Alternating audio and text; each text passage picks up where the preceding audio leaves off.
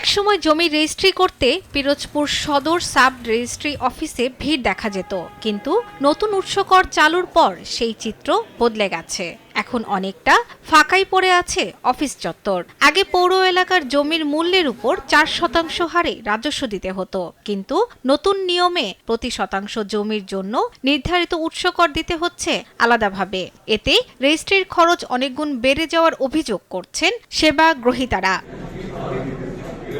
ক্রেতা ও বিক্রেতাদের দাবি, অতিরিক্ত ব্যয়ের কারণে জমি কেনাবেচার আগ্রহ কমে গেছে, ফলে কমেছে দলিল রেজিস্ট্রির সংখ্যা। কাজ কমে যাওয়ায় অলস সময় পার করছেন দলিল লেখক ও সংশ্লিষ্টরা।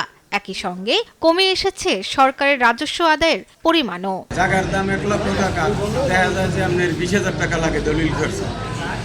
তো এইটা আমরা কিভাবে দিব? এতটা পরিমাণে জায়গার রেট দিতে হয়, এই দিয়ে জায়গা কিনতেওছে না, বেচতেও পারতেছে।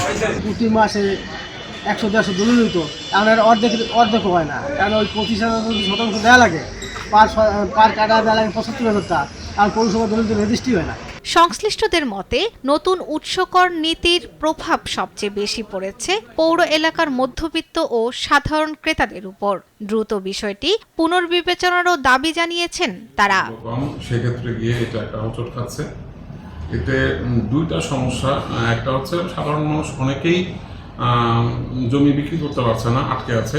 সদস্য সরকার তো এই বিষয়ে নিশ্চয়ই অবগত আছেন, তাদের প্রকৃত করণীয় তারা নির্ধারণ ডেফিনেটলি করবেন, আমি সেই বিশ্বাস অবশ্যই রাখি, এবং তারা সেই ব্যাপারে যথাযথ পদক্ষেপ নেবেন বা নিচ্ছেন। জমি রেজিস্ট্রিতে অতিরিক্ত ব্যয় কমানো না হলে বাজার স্থবিরতা আরও বাড়তে পারে বলে আশঙ্কা সংশ্লিষ্টদের। শর্মিলা কেয়া, নিউজ ডেস্ক, দেশ টিভি।